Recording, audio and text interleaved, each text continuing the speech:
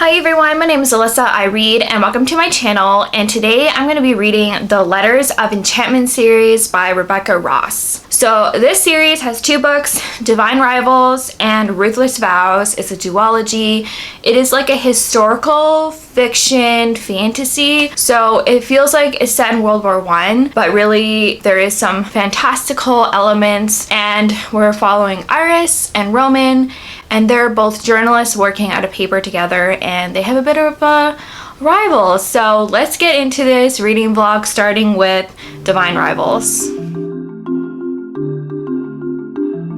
Good. So I really need to come in here because I've read the majority of Divine Rivals by Rebecca Ross, and I'm like so obsessed with this book. It's so good. It was really unexpected. I think I've heard mixed things about it, mostly good, but some people just have given it like 3 or 4 stars, and I don't know, I wasn't really sure what to think. I don't read a lot of historical fiction during this time period, so I just wasn't sure what to think, but I should have known that I would have loved it. It's technically a fantasy, but it is a YA historical fiction fantasy.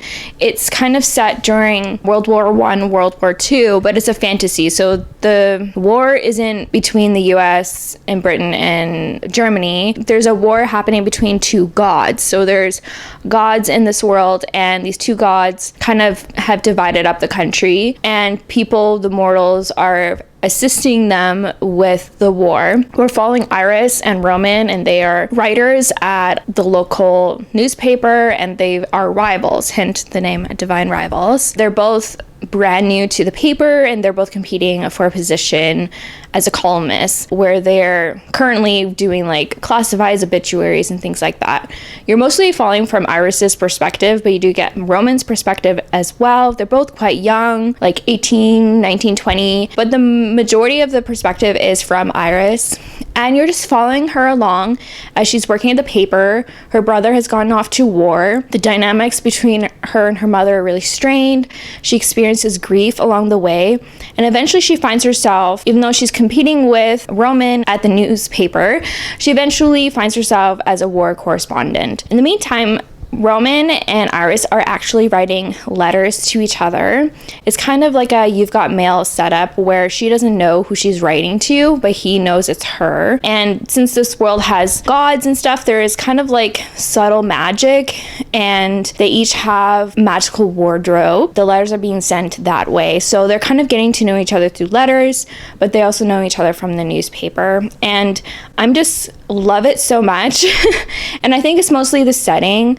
I should have known I really like historical fiction because I do enjoy period dramas and miniseries and things like that, especially during this time period. This war setting, it kind of has a mixture of World War I and World War II, because there is like trench warfare, but there's also possibility of bombings, which I believe was more World War II. I think the author decided to do this fantasy world with these gods so that she has the flexibility to decide what she writes when it comes to the battles and conflicts in the novel.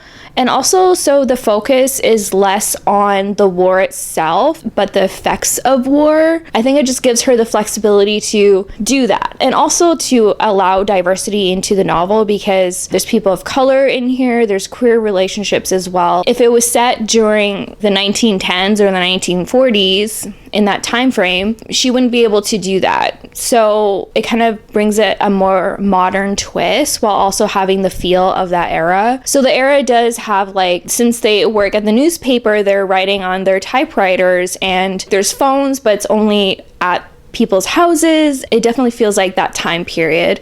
Communication is harder to have because everything is written by letter, and I don't know, I love the time period. It's one of my favorites. I also believe she decided to do a fantasy twist because then it feels less personal. There's something horrific about war, knowing that the war is happening because of humans or the evil of humanity, but here it's like the evilness of gods. So I think it kind of brings a detached feel to it, but you still feel the effects of what happens with war. So there are moments where you're at the front lines with the characters, and also like in towns that are slightly removed from the front lines but are still highly affected. I'm really enjoying the story a lot. I'm falling in love with the romance. I wasn't sure at first, but it's definitely growing on me, and the tension is definitely coming to a peak at the point that I'm reading. I'm almost done. Like, I think I probably have like 50 pages left to go. We're at the final conflict that kind of like gave us a bit of hope, thinking it was going to be over, but there's another final thing happening and I'm kind of obsessed with it. I know there's a sequel coming out and I have no idea what it's going to be about. I don't know if it's the same characters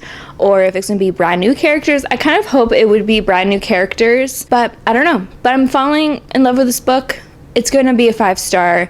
And I'm so glad I picked it up. I started editing this vlog and I realized I never finished talking about Divine Rivals. Like, I never concluded my thoughts after finishing it. The only thing further I have to say is that the ending broke me, and I was actually like really mad how it ended. I was so mad, and from the ending I learned it's a continuation with the same characters. I honestly don't understand why it couldn't just be a standalone, because it definitely left on a cliffhanger. Tragic things happened, but it is what it is. I do feel obligated to finish, but I was so broken that I was definitely like rewriting different endings for myself, and I don't know, I wanted these characters to be happy and they made decisions that prevented their happiness. I'll just say that, and it just really frustrated me. Because of their choices, some very tragic things happened, and so yeah, it was still really good, still really loved it. I don't know what book 2 is going to be like, because at the end the fantasy elements definitely started happening more, I guess you can say. I'm starting to wonder if like the gods are actually placeholders for Jesus and Satan. I don't know, that's just my thoughts and my opinions based on what I kind of read at the end there. That was kind of the vibe I was getting, so I thought that was kind of interesting. But anyways, I'm still giving it 5 stars. Like, I still absolutely loved it. Like, I kind of can forgive the ending because I was just so obsessed with this book. So I do recommend it, but prepare to be destroyed and to read a second book. It's time to talk about Divine Rivals, and when I say Divine Rivals, I mean Ruthless Vows, book 2. I wasn't sure about picking up the second book, but I wanted to make this video, so I picked it up.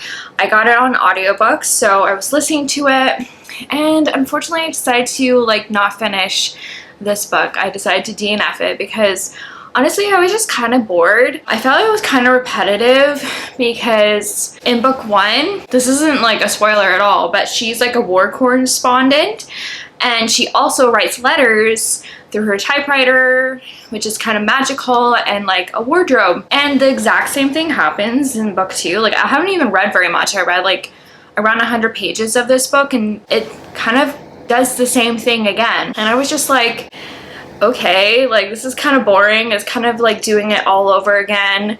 And I think in my mind I kind of felt like book 1 should have just been a standalone. If the author like changed the ending a little bit, made it more wrapped up instead of like a cliffhanger, I think it could have just stood on its own. Like, I really loved book 1 a lot, and it really felt like a standalone in a lot of ways. And I think what I would have preferred if she did like companion novels, if she had like Iris's and Roman's story in book 1, and then other characters that we got to know maybe in book 1 have their own story. Yeah, I don't know, I just felt like the story was like kind of over already, and I wasn't interested to keep going. I just felt like it was kind of the same story all over again. Now, it could have been different because I didn't end up finishing, but I was kind of bored. I wasn't engaged enough.